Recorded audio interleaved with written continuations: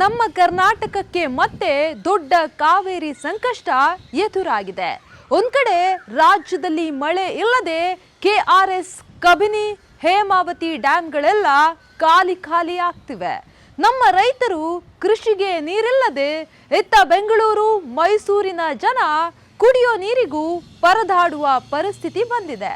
ಹೀಗಿರುವಾಗ ದೆಹಲಿಯಲ್ಲಿ ನಡೆದ ಸಭೆಯಲ್ಲಿ ಕಾವೇರಿ ನೀರು ನಿಯಂತ್ರಣ ಸಮಿತಿ ಒಂದು ಶಾಕಿಂಗ್ ಆದೇಶ ನೀಡಿದೆ. ಎಂದಿನಿಂದಲೇ ಜಾರಿಗೆ ಬರೋ ತರ ಮುಂದಿನ 15 ದಿನಗಳ ಕಾಲ ತಮಿಳುನಾಡಿಗೆ ಪ್ರತಿದಿನ 3500 ಕ್ಯೂಸೆಕ್ ಕಾವೇರಿ ನೀರನ್ನ ಹರಿಸಬೇಕು ಅಂತ ಕರ್ನಾಟಕಕ್ಕೆ ಸೂಚನೆ ಕೊಟ್ಟಿದೆ.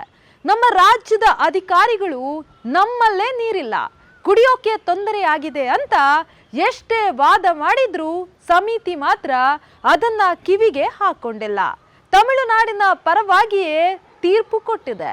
ಇದರಿಂದ ನಮ್ಮ ಜಲಾಶಯಗಳಲ್ಲಿರೋ ಸ್ವಲ್ಪ ನೀರು ಕೂಡ ಖಾಲಿಯಾಗಿ ಬರೋ ದಿನಗಳಲ್ಲಿ ತೀವ್ರ ಕುಡಿಯುವ ನೀರಿನ ಅಭಾವ ಎದುರಾಗೋ ಭೀತಿ ಸ್ಟಾರ್ಟ್ ಆಗಿದೆ. ಈಗಾಗಲೇ ಮಂಡ್ಯದಲ್ಲಿ ರೈತರು ನದಿಗೆ ಇಳಿದು ಪ್ರತಿಭಟನೆ ಶುರು ಮಾಡಿದ್ದಾರೆ. CWRC ಕೊಟ್ಟಿರೋ ಈ ಆದೇಶದ ವಿರುದ್ಧ ನಮ್ಮ ಸರ್ಕಾರ ಕಾವೇರಿ ನೀರು ನಿರ್ವಹಣಾ ಪ್ರಾಧಿಕಾರಕ್ಕೆ ಮೇಲ್ಮನವಿ ಸಲ್ಲಿಸೋ ಪ್ಲಾನ್ ಮಾಡ್ತಿದೆ. ನಮ್ಮಲ್ಲಿ ನೀರಿಲ್ಲದಿದ್ದರೂ ಹೀಗೆ ಪದೇ ನೀರು ಬಿಡಿ ಅಂದ್ರೆ ನಾವೇನ್ ಮಾಡಬೇಕು? ಈ ಬಗ್ಗೆ ನಿಮ್ಮ ಅಭಿಪ್ರಾಯ ಏನು ಅಂತ ಕಮೆಂಟ್ ಮಾಡಿ ತಿಳಿಸಿ.